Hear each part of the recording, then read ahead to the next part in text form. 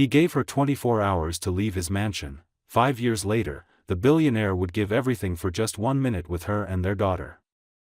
Richard Kingston had built his entire life on discipline, control, and the unshakable belief that emotions were nothing more than weaknesses that destroyed men of power. As the CEO of one of the most influential corporations in the country, he had grown accustomed to issuing commands that were followed without hesitation, to closing deals where hesitation could cost billions, and to wearing a mask of icy confidence that never cracked. With dark hair perfectly styled and eyes so cold and blue that subordinates often avoided his gaze, Richard was the kind of man whose presence filled a room before he even spoke. To the outside world he was untouchable, the embodiment of success, the man who could not be swayed by anyone or anything. Yet his carefully constructed image was threatened the moment Claire Morrison, the woman who had unexpectedly slipped past his armor, confessed she was carrying his child. She had not come to him with accusations or demands but with trembling hope, believing that perhaps the love she had given him would be returned in this moment of vulnerability. Claire's dark hair framed her delicate face, her blue eyes searching his for a sign of warmth, of reassurance, of the man she thought existed beneath the exterior he showed to the rest of the world. But Richard, instead of feeling joy or tenderness, felt only the ice of panic spreading through him. A child did not fit into his plans. A child meant exposure, distraction, vulnerability. He stood before her in the great hall of his mansion, its marble floors reflecting the distance that was already growing between them. His voice, calm but cutting, filled the silence with words that would carve themselves into her memory forever. "You have 24 hours to leave this house," he said, each syllable precise and merciless. There was no room for negotiation, no softening in his tone, no trace of the affection he had once shown her. It was not anger that drove his cruelty but fear, a fear he could not admit even to himself, and so he masked it with finality. Claire felt the world collapse around her. She had known Richard could be cold, had seen glimpses of the ruthless man beneath his charm, but she had never imagined he would cast her aside so completely in the moment she needed him most.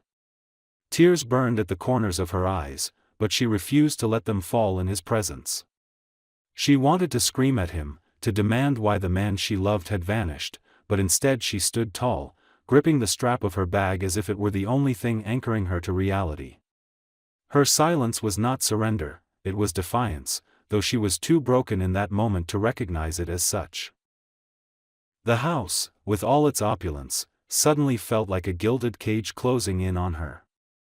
Every corner of it, every piece of art and every polished surface, reminded her of what she was losing, not just comfort but the illusion that she had ever been truly loved. Without another word she turned, the echo of her footsteps carrying through the empty hallways as Richard remained where he stood, rigid and unyielding. She left with only what she could carry, her heart shattered, her future uncertain, and a tiny life growing inside her that would soon become her reason to endure. When the heavy doors closed behind her, Richard exhaled for the first time since the conversation began. He told himself it was the right choice, that she had been a distraction, that sentimentality was a disease that weakened men like him. He repeated these lies until they sounded like truth, convincing himself that in 24 hours he would never think of her again. But even as he climbed the grand staircase back to his empty study, there was a flicker of unease deep inside him, a whisper he smothered quickly with arrogance. He did not know it yet, but the decision he made that night would haunt him for years, echoing louder than any business victory, overshadowing every success, until the day he came face to face with the child he had denied. Claire left the mansion that night with nothing more than a suitcase and a hollow ache in her chest that felt heavier than any burden she had ever carried. The echo of Richard's words, cold, sharp, and final, followed her into the darkness like a curse. She had no plan, no safety net, no one waiting to catch her. The city that glittered outside the windows of his world looked very different when she stepped into it alone, vulnerable, and pregnant. The first nights were the hardest. She rented a small, damp apartment in a neighborhood far removed from the luxury she had known, and as she lay on a mattress that sagged beneath her weight, she realized she would have to summon a strength she had never believed herself capable of. The months that followed were a relentless trial. She worked as many shifts as her body would allow, waiting tables in a crowded cafe where the customers barely glanced at her face. When her belly began to show, she endured the stares and the whispered judgments, but she kept her head high because she carried within her a reason to endure. Her hands ached from scrubbing dishes, her feet blistered from hours on the floor, and sometimes she went to bed hungry so she could save a few more dollars for what was to come. Yet no amount of exhaustion could overshadow the quiet moments at night when she placed her hands over her stomach and whispered to the child growing inside her, promising love, protection, and a home, even if she had to build it from nothing. When Lily was born, Claire felt both triumph and heartbreak crash over her in equal measure. The baby's dark hair curled against her tiny head, her wide blue eyes blinking curiously at the world she had just entered. She was beautiful, perfect, and yet every feature reminded Claire of Richard, of the man who had cast them aside.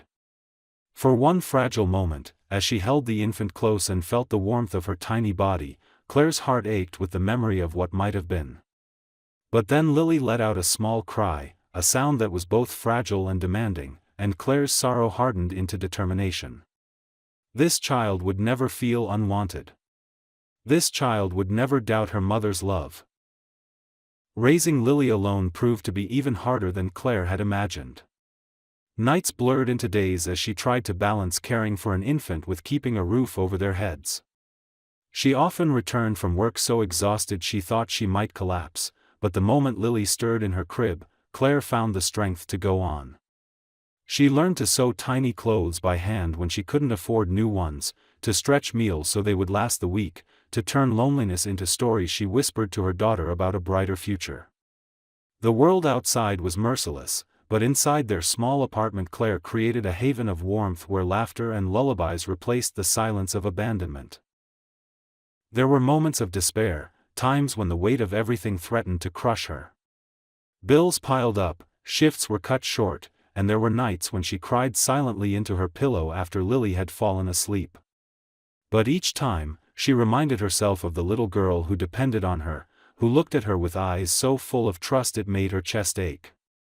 That trust became Claire's anchor, her proof that she was not broken, her reminder that she was building something far more valuable than wealth or status.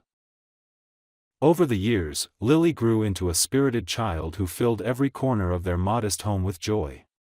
Her laughter was a melody that erased the fatigue of the day, her questions endless and curious, her hugs fierce with affection. Each milestone, her first steps, her first words, her first drawings with crooked little hearts, was a victory Claire celebrated quietly, often with tears she didn't bother to hide. And though every feature of her daughter carried the shadow of Richard's face, Claire chose not to dwell on the man who had thrown them away. Instead, she focused on the bond she shared with Lily, a bond forged in sacrifice, resilience, and unconditional love. Yet deep within, Claire knew the past was never truly gone. There were moments, when Lily tilted her head just so or smiled with a mischief too familiar, that Claire felt the ghost of Richard hovering at the edges of her life. She forced herself to push the thought away, to remind herself that he no longer mattered, that the world they had built together, just the two of them, was stronger than the wounds he had left behind. But fate has a cruel way of bringing back what we try hardest to bury, and though she did not know it yet, the world she had constructed so carefully was about to collide with the one she thought she had escaped forever. 5 years slipped by with a strange mixture of exhaustion and quiet triumph for Claire. What began as nights of fear and struggle slowly transformed into a life built around love and resilience. Lily had grown into a lively little girl with dark hair that curled softly around her cheeks and eyes so vividly blue that they could pierce through any gloom. She was a constant reminder of Richard, but where his gaze had been cold and sharp, Lily's eyes radiated warmth, curiosity, and an innocence that made every sacrifice worth it. Their small apartment remained modest, the furniture worn and the walls in need of paint, yet within its confines laughter bloomed, and the bond between mother and daughter grew into something unshakable. Claire had found steadier work at a hotel, starting as a receptionist and eventually proving herself dependable enough to handle more responsibilities. The job did not bring wealth, but it brought stability, and that was enough. Each day she greeted guests with her polite smile, concealed her weariness behind a professional calm, and returned home to a child whose hug could erase the day's fatigue. At times, when she passed the tall windows of the lobby and caught sight of her reflection, she barely recognized herself. She was no longer the frightened young woman who had been cast out of a mansion in disgrace. She had become someone harder, steadier, a woman who had carried a burden alone and refused to break under its weight. Lily's personality began to shine in ways that startled Claire. She was quick-witted and playful, endlessly curious about the world around her. She would bombard her mother with questions at bedtime, ask why the sky was blue, why people wore suits, why some people walked with sad faces while others smiled. Sometimes she would press her tiny hands to Claire's cheeks and say, "Don't worry, Mama, I'll take care of you when I grow up." Those words melted Claire every time, even though she knew it should have been the other way around. Despite the joy, there were always shadows lingering at the edges of Claire's heart. Every so often, when Lily laughed in a way that sounded like Richard or tilted her head with that same sharpness in her gaze, Claire's chest tightened with the memory of what had been taken from them. She had trained herself to push his image away, to remind herself that he had chosen to cast them out, that he was not part of their world. But some nights, when Lily was asleep and the apartment was silent, Claire wondered whether he ever thought of them, whether he ever regretted the cold finality of his words. She hated herself for asking the question, because the answer would not change anything. Life was not easy, but it was theirs. Claire had learned how to stretch her earnings, how to repair broken toys, how to turn simple dinners into feasts when she pretended the mismatched dishes were part of a grand banquet. And Lily never knew what was missing. She didn't feel the absence of a father because Claire made sure her world was filled with love. Neighbors often commented on the girl's bright spirit and her uncanny eyes, asking whether she had family who looked the same. Claire would smile politely, but inside she felt the sting of a truth she would never share. Then came the evening when the fragile line between the past and the present began to blur. Claire was finishing her shift at the hotel, checking in a group of businessmen, when Lily ran through the lobby holding a drawing she had made, delivered to her by a kind neighbor who sometimes helped watch the child. Claire's eyes softened as she knelt to receive her daughter, but the moment froze when she noticed the tall figure entering the lobby. He was unmistakable, even after years apart. Richard Kingston stepped through the revolving doors, his dark hair as perfectly styled as she remembered, his sharp blue eyes scanning the room with the confidence of a man who still owned every space he entered. He looked untouched by time, though his face bore lines that hinted at restlessness and weariness. For a breathless moment Claire thought she was seeing a ghost, conjured by the exhaustion of too many long days. But it was not a ghost. He was real, and when his gaze fell on her, it stopped, locked, and hardened.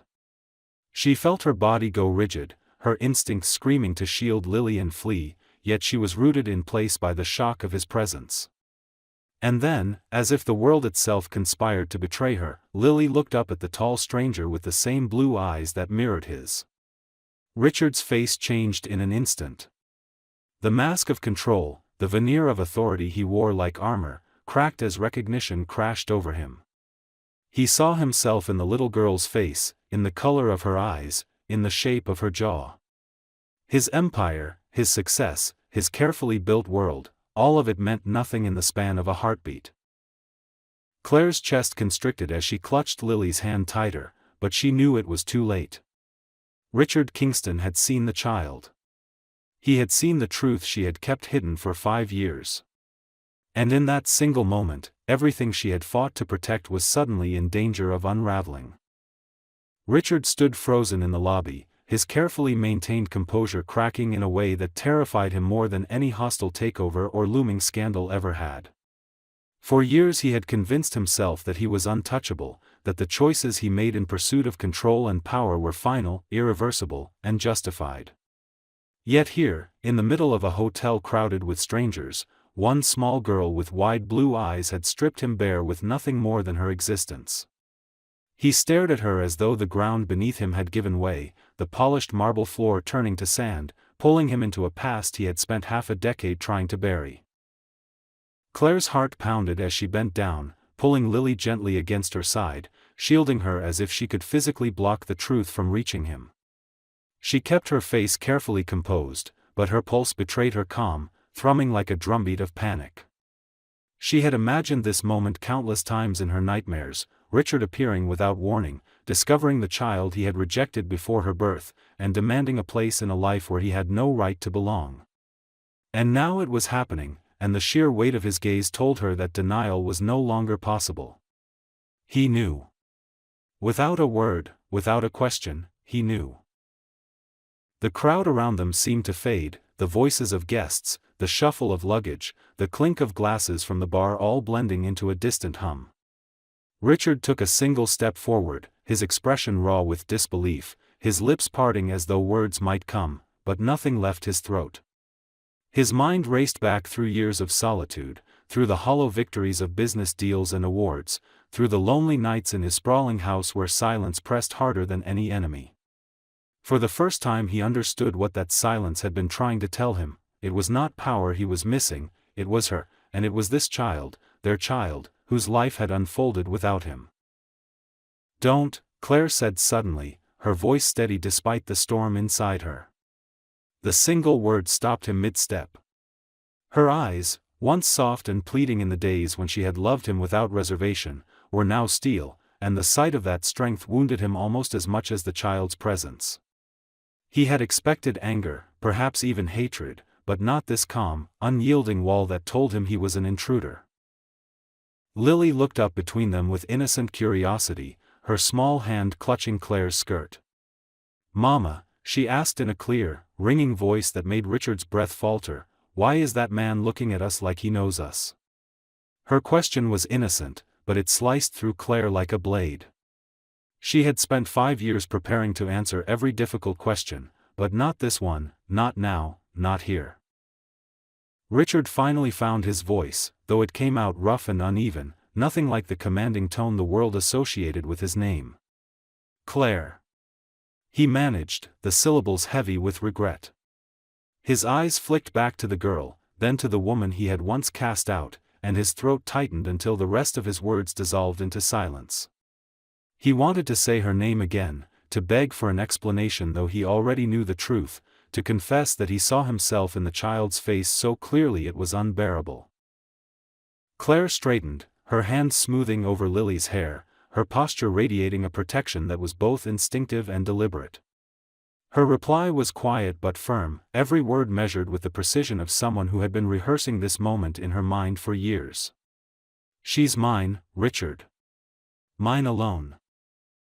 The weight of those words crushed him. They carried not only the reality of his absence but also the finality of a sentence that left no room for redemption. He felt as though the entire lobby had closed in on him, that every stranger could see through his perfectly tailored suit and recognize the hollowness beneath. He had thought himself untouchable, yet here he was, undone by a child's innocent gaze and the defiance of a woman who had once loved him. Claire tightened her grip on Lily's hand and turned toward the exit.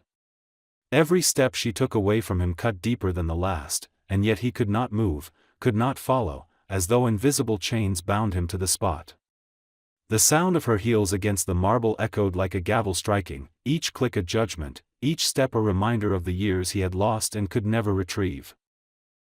For the first time in his life, Richard Kingston, millionaire, titan of industry, a man who commanded empires, stood powerless, not because of a rival or a financial disaster, but because of a choice he had made 5 years ago in arrogance and fear.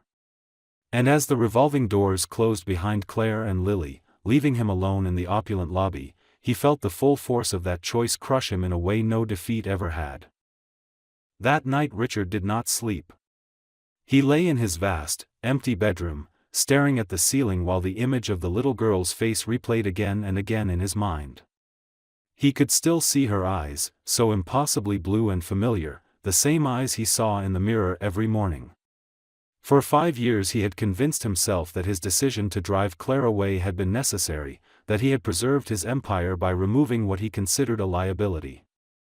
He had built his life on the belief that feelings were weaknesses and that everything important could be bought, controlled, or discarded if it threatened his plans. But standing in the hotel lobby, staring into the eyes of a child who was undeniably his own. Those beliefs had shattered. He had missed her first steps, her first words, her laughter, her tears, all the pieces of a life he could never reclaim. The realization hit him with a force that nearly broke him. He had been living as half a man, pretending to be whole. He tried to bury himself in work the next day, but the numbers on the contracts blurred before his eyes. The voices of his executives droned on, and he found himself staring out the window, lost in thoughts he could not silence. For the first time in his career, his empire seemed fragile, hollow, a monument to nothing. No amount of money could buy back 5 years. No deal could erase the fact that he had chosen pride over love, arrogance over responsibility. The more he thought of Claire carrying their child alone, the more his chest tightened with guilt that made breathing painful. He remembered her eyes the night he had told her to leave, how they had pleaded for love and how he had answered with cruelty. Now those same eyes burned with strength and defiance, and he wondered if he had destroyed not only her trust but also any chance of redemption. Days passed in torment. He began appearing at the hotel more often, inventing reasons for meetings, trying to catch glimpses of Claire and the girl he now knew was his daughter. Each time he saw them, his resolve to make things right grew, though he had no idea how to begin. Finally, one evening, he found the courage to approach Claire as she left work. She walked quickly, her daughter's hand clasped tightly in hers, but Richard stepped into her path. His voice was unsteady, stripped of its usual authority. "Please, Claire," he said, the desperation in his tone undeniable. "Let me talk to you. Let me at least see her. I know I don't deserve it, but I can't pretend anymore." Claire's expression was unreadable, her shoulders squared, her chin lifted. She didn't yell or lash out as he had half expected. Instead, she looked at him with a quiet calm that struck him harder than anger ever could. "You offered me money when I asked for love," she said, her voice firm but low enough that only he could hear. "You turned your back when I needed you most. I won't let you do that to her. She deserves better than a father who walked away before she was even born." The words cut deeper than any accusation because they were true. He had no defense, no excuse that could erase the past. He tried again, reaching for something, anything, that might convince her. "I was wrong," he admitted, his throat tight. "I was afraid, and I thought I was protecting myself, but all I did was lose everything that mattered. I don't expect you to forgive me, but don't shut me out of her life completely. Please, Claire." Her eyes softened only for a moment before hardening again. "You think regret changes what you did? Regret doesn't raise a child. Regret doesn't pay for sleepless nights or mend broken promises. You're too late, Richard." She turned then, pulling Lily gently away, and he stood frozen, watching them disappear into the night. When he returned to his penthouse that evening, the silence was unbearable. He walked through the endless rooms filled with expensive furniture and art, yet all of it seemed meaningless. For the first time, he admitted to himself that he would trade every piece of it for one chance to tuck his daughter into bed, for one chance to hear her call him father. But he also knew Claire was right. Regret alone was not enough. If he wanted to be part of Lily's life, if he wanted to earn even a shred of Claire's trust, he would have to prove it not with words, but with actions, and this time, there could be no arrogance, no shortcuts, and no turning back. Lying awake once more, he stared at the skyline through his window, the glittering city mocking him with its indifference. He had everything and yet nothing. And as the hours dragged on, one thought crystallized with painful clarity: he could no longer live as the man he had been. If he truly wanted to be a father, if he wanted to reclaim the love he had thrown away, he would have to dismantle the fortress of pride he had built around himself and face the consequences of his choices, no matter how much it cost. It was a week later when the fragile wall between Richard and the life he had thrown away began to crack. He had returned to the hotel almost every evening, careful to keep his distance but unable to resist the pull that drew him there. Sometimes he caught sight of Claire, always moving quickly, her posture tense, her eyes refusing to linger on him. Other times he saw the child, Lily, skipping beside her mother with her hair shining dark under the lobby lights, her little hand clutching a stuffed toy. Each time he saw her, his heart clenched with a force he could not control, and he wondered if she sensed something in him, if blood had its own silent way of calling out. The moment came unexpectedly one late afternoon when Claire was speaking with a colleague at the reception desk. Lily had grown restless and wandered a few feet away, humming a tune to herself as she played with the hem of her dress. Richard had been seated in a corner of the lobby, pretending to review documents, though he had not read a single line. His eyes lifted when the girl stopped in front of him. She tilted her head, studying him in that direct, unflinching way children do, and then she smiled faintly. "You have eyes like mine," she said simply, her voice filled with a matter-of-fact wonder that cut straight through him. Richard's breath caught in his throat. For a moment he could not move, could not even blink, as the truth of her words wrapped around him like a chain. Slowly, almost fearfully, he set aside his papers and lowered himself to her level. He had faced boardrooms full of rivals, government officials, and hostile investors, but never had he felt so exposed. "Yes," he whispered, his voice rough, "I do." He wanted to reach out, but he held his hands still, terrified of breaking the fragile thread that had formed between them. Claire's voice sliced through the air, sharp and urgent. "Lily." She crossed the lobby in seconds, her hand gripping her daughter's shoulder, pulling her back with protective force.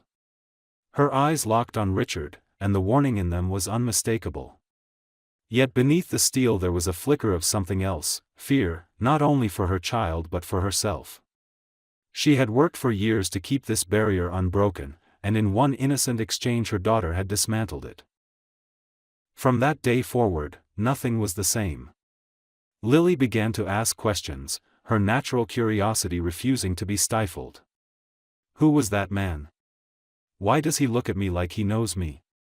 Why are his eyes like mine? Claire tried to deflect, tried to bury the truth under vague answers, but the questions grew bolder, and the child's persistence gnawed at her resolve. She realized that forbidding contact entirely would only feed Lily's curiosity, and so reluctantly, painfully, she allowed Richard small, supervised encounters. The first time he was permitted to sit with them in the park, Richard felt as though he had been handed a treasure too delicate for his unworthy hands. He fumbled through the simplest tasks. Reading aloud from a children's book made his voice stumble. The boys in his company had always been business partners or employees, not wide-eyed children demanding funny voices and exaggerated expressions. Playing tag in the grass left him clumsy, his polished shoes slipping, his expensive suit jacket discarded in defeat as Lily laughed and outran him with ease. And yet, for every awkward misstep, there was a smile, a laugh, a moment of trust that filled him with a joy so profound it left his chest aching. Claire watched from the edges, her arms crossed, her expression cautious. She expected him to grow frustrated, to retreat back into the arrogance that had defined him for so long. But he returned, day after day, often in simple clothes she had never seen him wear, free of the armor of wealth and power. He listened to Lily's endless stories, letting her explain the elaborate rules of games she invented on the spot, nodding solemnly as though she were delivering the most important briefing of his career. When she scraped her knee on the sidewalk, he knelt beside her with surprising gentleness, wiping away the dirt and whispering reassurances until her tears subsided. For Richard, these moments were revelations. He had imagined himself a master of control, yet here he was being taught by a child how to laugh without restraint, how to fail without shame, how to give without expecting anything in return. Each smile from Lily felt like a gift he did not deserve, each small gesture of trust a fragile step towards something he thought he had lost forever.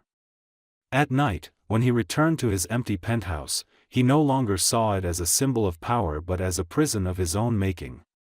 The silence mocked him with all the years he had missed, but for the first time, there was hope burning beneath the regret.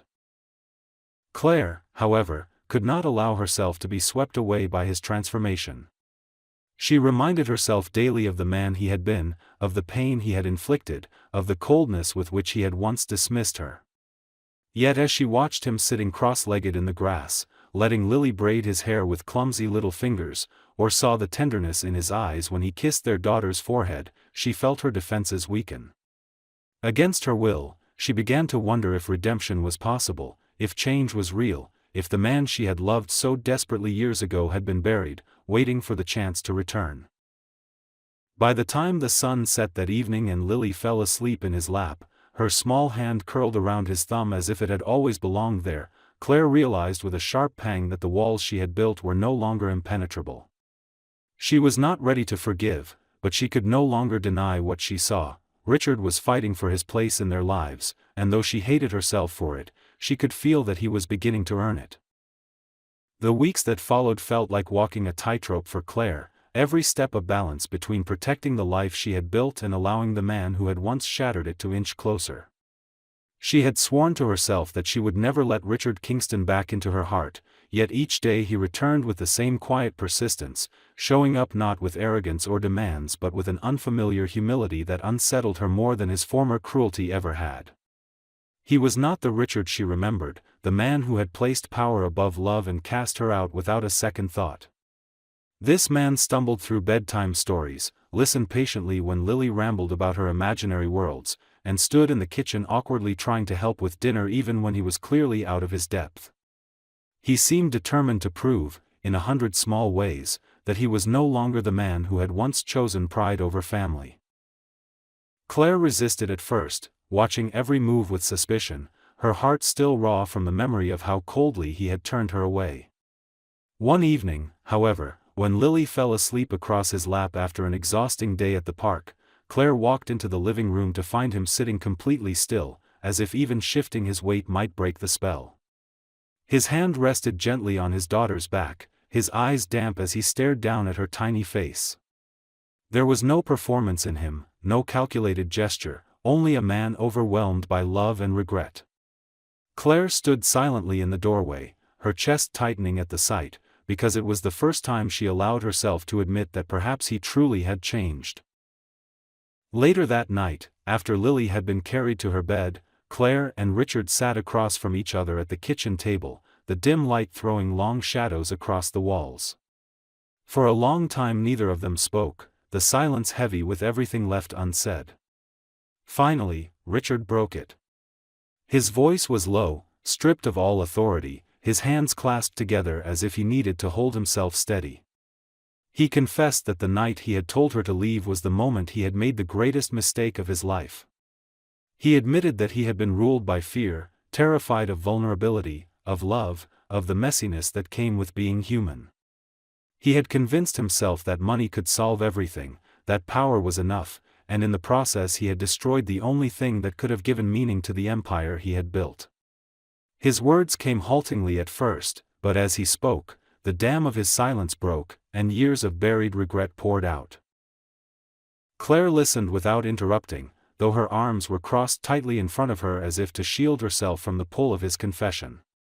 His words stirred the old wounds she had tried to bury, wounds that had never truly healed. When he finished, she let the silence linger before she finally spoke, her voice steady and sharp. She told him that his absence had not only broken her heart but had forced her to carry a weight alone that should have been shared. She described the endless nights when she had held a crying baby in her arms, exhausted and terrified, with no one to lean on. She told him about the bills that nearly crushed her, the hunger she had endured so Lily wouldn't feel it, the despair that had clawed at her when she thought she couldn't go on. Her words were not accusations but truths, spoken with a quiet strength that shook him more than shouting ever could. Richard did not defend himself, did not attempt to excuse the choices he had made. He only bowed his head, letting the pain of her words wash over him like punishment he knew he deserved. When he finally raised his eyes to hers, they were raw with emotion, and he whispered that he could never undo what he had done, could never erase the scars he had left, but that he needed, the chance to be the man both she and their daughter deserved. He promised that he would not walk away again, no matter how hard it became or how much she doubted him. He begged her not for forgiveness but for the opportunity to prove himself, one day at a time. For a moment Claire wanted to dismiss him, to cling to her anger and her fear, because they had protected her for so long. But then she thought of Lily, of the way her daughter's face lit up whenever Richard entered the room, of the pure, unguarded joy in her laughter when he played with her. She could not ignore that their daughter had already opened her heart to him, and denying that bond would only hurt Lily in the end. So she looked at him across the table and told him plainly that she could not promise forgiveness, not now, perhaps not ever. She told him that if he wanted to remain in Lily's life, he would have to earn it with every action, that one misstep, one sign of the man he had been, and she would close the door forever. Richard nodded, his jaw tight but his eyes steady. He told her he understood, that he expected nothing less, and that he would spend the rest of his life proving himself worthy. For the first time since the night he had cast her out, she saw no arrogance in him, only a fragile sincerity that frightened her because it was real. That night, when she lay awake listening to the steady breathing of her daughter in the next room, Claire realized that the battle she had been fighting for years was no longer just about protecting herself. It was about deciding whether to allow the possibility of redemption, whether to let hope seep back into the cracks she had sealed so tightly. She was not ready to trust him, not yet, but as she remembered the look in his eyes when Lily had called him "Daddy" for the first time earlier that week, she knew something had shifted. The man she had thought lost forever might still exist, buried beneath regret and pride, fighting now to rise. And the terrifying part was that her heart, despite everything, still wanted to believe in him. Spring sunlight spilled softly through the curtains of Claire's apartment, filling the rooms with a warmth that felt strangely new, as if the season itself had decided to bless the fragile changes unfolding in their lives. Weeks of slow, cautious interaction had turned into a routine that none of them had expected but all three had begun to cherish. Richard now arrived not as a figure from a distant world of power and wealth but as a man stripped of titles, slipping into the role of fatherhood with awkwardness and sincerity that disarmed both Claire and Lily. He would sit on the floor with coloring books spread around him, his expensive watch forgotten as he tried to stay within the crooked lines, laughing when Lily corrected him. He took her to the park, pushing her on the swings until her squeals of delight filled the air, his hand steadying her with a gentleness that seemed impossible for the man who once lived by control and intimidation. Each day, in countless small ways, he was proving that his desire to change was real. Claire watched all of this with a heart that was both cautious and restless. She had not forgotten the night he gave her 24 hours to leave, nor the endless years of raising a child alone. That wound would always remain part of her, and she could not erase it even if she wanted to. Yet she also could not deny the man she saw before her now. There was no arrogance in his eyes when he looked at Lily, only awe and fear, the awe of having been given a second chance and the fear of losing it again. And sometimes, when their eyes met across the dinner table or during those quiet moments when Lily fell asleep between them, Claire felt the dangerous tug of the old love she had buried long ago, resurfacing in ways she could not entirely fight. The true test came one evening when Lily grew ill with a sudden fever. Claire's hands shook as she tried to cool her daughter's forehead with a damp cloth, panic clawing at her chest as memories of lonely nights with a crying baby returned with full force. But this time she was not alone. Richard stayed by her side, holding Lily in his arms with a steadiness that surprised them both, whispering soothing words while Claire prepared medicine and paced with worry. He refused to leave even for a moment, and when Lily finally drifted into uneasy sleep, her small hand still clutching his shirt, Claire looked at him and saw the truth of his transformation written in his exhaustion, in the tenderness of his gaze, in the quiet strength he offered without asking for thanks. Something inside her broke then, not in pain but in release, as though the fortress she had built around herself was finally crumbling. Later that night, when Lily was resting peacefully, Claire and Richard found themselves sitting together in the living room, the silence heavy but not hostile. He leaned forward, his elbows on his knees, his voice hoarse as he spoke.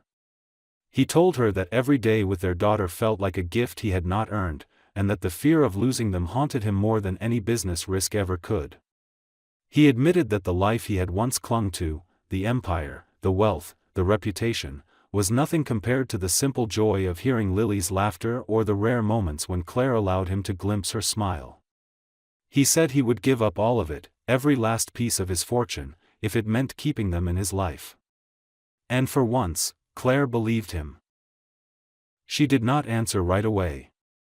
She sat quietly, listening to the hum of the city outside, feeling the weight of years of hurt pressing against the fragile beginnings of trust.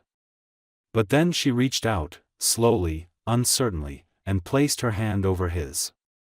It was not forgiveness, not yet, but it was an acknowledgement that the man she saw now was no longer the man who had once cast her aside. For Richard, that single touch meant more than any victory he had ever achieved, because it carried with it the promise of possibility. The following days unfolded with a new kind of peace. Lily no longer asked why her father looked at her strangely, because she no longer saw him as a stranger.